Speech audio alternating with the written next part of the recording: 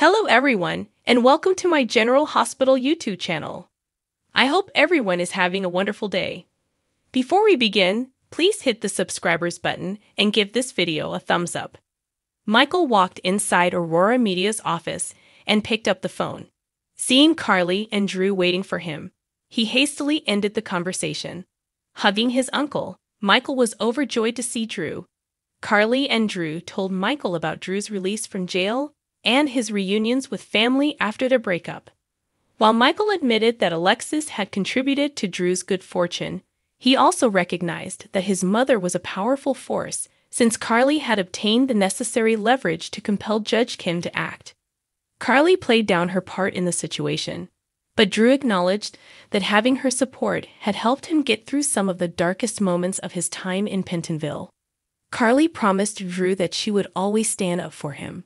Following a heartfelt embrace, Drew said he was eager to move on from their past because he and Carly had a lot of unfinished business. Carly said that she was curious as to who had reported them to the SEC and why, so she acknowledged that it was easier said than done. Michael remained silent until Drew blamed Ned for the deed, and Carly clarified that Ned was still suffering from amnesia. "What if it wasn't Ned?" Michael inquired. Carly was taken aback and inquired as to what Michael was discussing, as he had long suspected Ned of giving the SEC information. Diane was positive that Carly had been away to get Sonny, so when Michael mentioned that Carly had been the target, Carly agreed that it was a possibility. Since nothing could change the past and he only wanted to go forward, Drew begged Michael and Carly to put everything on hold. The fact that Carly didn't object pleased Drew. Sonny informed Ava that it was not an appropriate time to visit at his penthouse, but she persisted in asking him if he had heard anything new about Nicholas from Brick. Nicholas was the least of her problems, Sonny assured her. "You're sleeping with the opposition. The worst thing is, you're unaware of it," Sonny remarked. Despite Ava's prompt clarification that she had no romantic relationship with Austin, Sonny accused her of being unaware of Austin's involvement in her kidnapping. Sonny disclosed that Austin had appeared to support Cyrus during his hearing while Mason was incarcerating Ava, and that Cyrus was Mason's supervisor. Ava was shocked to hear that, if it's true, Austin had attempted to assist her by offering his cooperation during Cyrus's hearing. Sonny concurred, but pointed out that Austin had also placed her in Cyrus's sights without alerting her to the threat. Austin's initial loyalty was to Cyrus, he warned Ava. "And it is the most important thing," Sonny stated. Ava remembered that after hitting Nicholas, she'd been in shock, and Austin hadn't thought twice about helping her. She also recalled Mason's appearance soon after and Austin's insistence that she follow Mason's orders because Mason's employer was not to be crossed. Mason had lied, Ava conceded, given Laura's admission that Nicholas was still alive. Her mind went back to the day she had asked Austin at the gallery if he had knew Nicholas was still alive. Austin had denied knowing and had told her he was just trying to keep her safe. Ava knew Austin had lied to her, so she wiped the memory from her mind. "It's time to admit that he's been playing you from the start," remarked Sonny. Austin was leaving his office at General Hospital when Chase ran into him. Austin showed Chase into his office after Chase said that he had been by to ask some questions regarding Mason. Chase pressed Austin for the real reason for Mason's abduction of Ava. "No," Austin shot back, reminding Chase that he had previously provided a detective with his statement. Chase brought up the fact that Mason and Ava had nothing in common other than Austin, who Mason had frequently been spotted seeing at the hospital. Austin told Chase to send any further inquiries to Austin's attorney and denied knowing anything about Mason's plans. Chase headed to Mason's hospital room after leaving Austin's office. Chase wanted to give Mason a chance to participate, even though he reminded Mason that he was still under arrest and had the right to stay mute. Mason nodded, but when Chase questioned him about why Mason had taken Ava hostage, he remained silent. Mason made it plain that he wouldn't answer any questions unless he had a bargain that guaranteed him freedom much sooner than in 2 decades, despite Chase's warning that there was substantial evidence against him and that he may spend 20 years in prison. As Chase and Mason conversed, Austin observed through the window of Mason's hospital room. He ducked around the corner and waited for Chase to disappear. Austin went into his cousin's hospital room and shut the door after making sure everyone was okay. Austin insisted on learning what Mason had revealed to Chase. Austin was aware that Mason was lying when he claimed to have blamed everything on him, but Mason tried to play games with it. Austin suggested that his cousin give up Cyrus after Mason acknowledged that he had sought for a deal. Mason made the point that turning against Cyrus would be suicide, but he nevertheless extended an invitation to Austin to do so if Austin so desired. Chase stood in the hallway, staring out the window at Austin and Mason. Brooke Lynn went to Maxie's office at Deception and knocked. Although Brooke Lynn was happy to have Sasha back at work, Maxie let her know that she wasn't welcome. Although Brooke Lynn had gone by to visit Maxie, seeing Sasha had been an added bonus. Brooke Lynn promptly reassured Maxie that she was not there to work.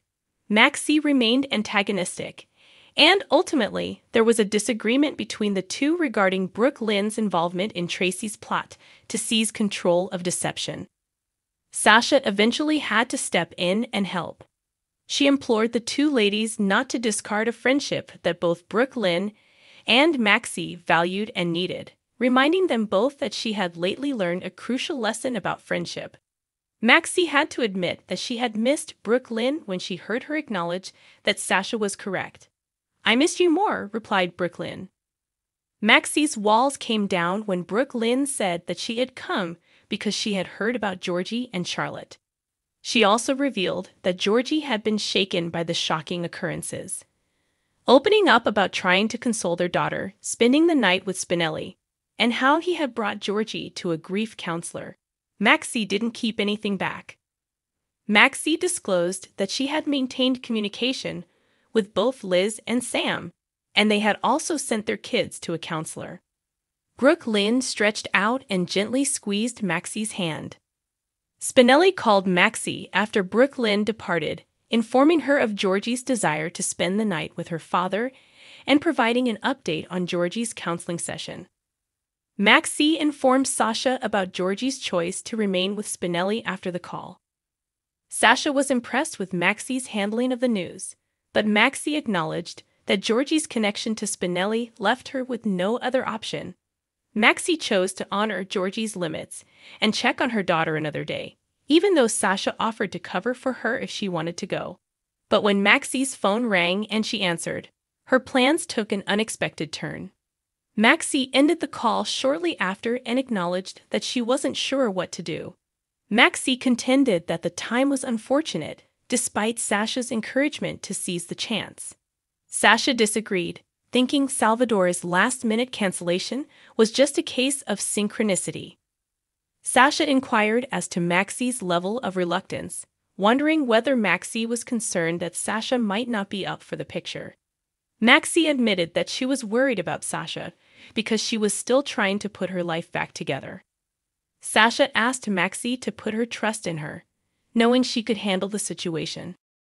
Lois stood at the lounge doorway at the Quartermain home, watching Eddie practice his song and strum his guitar. He got frustrated and put down his guitar when he hit a wall.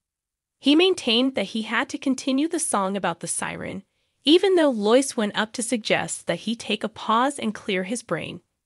Eddie insisted that he had to finish the siren song, even though Lois offered that he may focus on another song for the time being. Trying a fresh approach, Lois told Eddie about a time when one of his B-side songs had gone on to become a hit album. She wondered why Eddie never had the same interest in Ned's life, but now he seemed interested in anything she had to say. Ned had people who loved him, and Lois reminded Eddie that Ned was more than just a name. She brought up the fact that Eddie had been around the Quartermains for some time and that everyone had supported him, with the exception of Tracy. To Eddie's astonishment, Lois said that Sonny's willingness to release Eddie's record only meant that Eddie had written half a song. Therefore, his writer's block was only an indulgence. Lois forewarned him that without songs, an album wouldn't exist, and that an album wouldn't result in tours or Eddie Main. Lois offered to help Eddie since he just wanted to finish the song. She disclosed that during the process of recording their second album, one of her bands encountered a similar predicament. They resolved to tackle the scenario like a logical puzzle, identifying the issue, determining their location, and determining their course of action. Eddie was asked where he wanted to go. Eddie was shocked when Lois abruptly grabbed the piece of paper containing the partially composed song, rolled it up, and threw it into the fireplace. She pushed him to identify the issue and clarified that he had to put down what he understood. Eddie admitted to being worried he wouldn't locate the siren in the song. After learning that the prince from Cinderella had a glass shoe, Lois inquired as to what Eddie possessed. He said, "Just a voice calling out from the distance." Lois pushed him to locate the voice, telling him he had to jump in and find the girl who had the voice because there was a siren in the water. She encouraged Eddie to take a risk. Eddie declared he was going to the boathouse to write after picking up his guitar. Yuri told Tracy in the foyer that he would take her 2 suitcases outside to the car. Olivia came in as Yuri was leaving. She inquired as to Tracy's escape plans after noticing the baggage. With a solemn tone, Tracy revealed that she and Bobbie were traveling to Amsterdam to finalize Luke's matters. Olivia said, "I'm glad Tracy and Bobbie will have each other to lean on," with a compassionate expression on her face. But with Lois going home, Tracy gone, and Monica not living there, the house would be vacant. Tracy suggested Olivia use this as an opportunity to get Ned some assistance and bring some normalcy back to the mansion. Tracy remarked, "Ned's little fantasy is wearing thin." Tracy argued that it was terrible to watch, especially for Leo. Her son behaved like a college student on summer break. In addition, Tracy informed Olivia that ELQ had not been run by anyone since Ned had been away. Olivia countered that Kevin had told her to let things happen organically, and that Eddie was at his best on stage. Tracy informed Olivia that Ned's secret wonderland and his waiting for communications from the Cheshire Cat to arrive from space were not real. Tracy also told Olivia to watch Lois carefully. Tracy declared, "I don't trust that woman." Tracy was accused by Olivia of being a resident of a 1960s Valley of the Dolls. Try the 1560s. Tracy shot back, "It's the oldest story in the book." Olivia became enraged, told Tracy to travel safely, and walked out. Olivia discovered Lois in the lounge, having a phone conversation with her mother. Following Gloria's call, Lois informed Olivia that Eddie had just departed. During their discussion about Eddie, Lois admitted that she thought Ned was attempting to make a comeback. Although the remark gave Olivia some comfort, Lois' assurance that Olivia had made the proper decision in giving Eddie space quickly made Olivia skeptical. Olivia questioned whether it was possible to have too much space and whether it would make room for someone else to enter. Offended, Lois informed Olivia that they had been friends since the 3rd grade and that she should know better than to assume that Lois would get involved in any way with her husband. Lois was positive that Tracy had sowed the idea in Olivia's mind. Olivia's doubts vanished. Feeling relieved, Lois proposed that her appearance at that precise moment had been intended by God to allow Lois to rectify any miscommunication. Olivia was told by Lois to cheer Eddie up at the boathouse. When Brooke Lynn entered the foyer, she spoke with her grandma about Yuri packing baggage in a car trunk. Tracy abruptly shifted the topic by pleading with Brooke Lynn to accept the offer of deception after admitting that she was traveling to Amsterdam with Bobbie. Because Brooke Lynn was adamant about pursuing her goals in the music business, she firmly declined. When Lois emerged and came to Tracy's defense, both Tracy and Brooke Lynn were taken aback. Even though they were on the same side, Lois and Tracy ended up teasing one another until Yuri came back to tell Tracy it was time to go. Tracy trailed behind Yuri to the car after Brooke Lynn gave her grandmother a hug. Eddie took a seat and began singing his song at the boathouse, but he paused as he heard Ned's voice abruptly following him in his thoughts.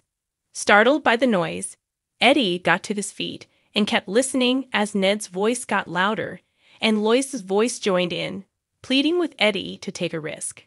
Eddie scaled the barrier, took off his shoes, and threw off his jacket before diving into the lake.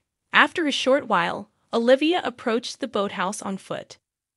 Though she saw the guitar, she failed to notice Eddie. When she noticed Eddie's shoes and jacket beside the railing, her demeanor became worried. Thanks for watching. If you liked this video, so please don't forget to subscribe to my channel and don't miss any updates.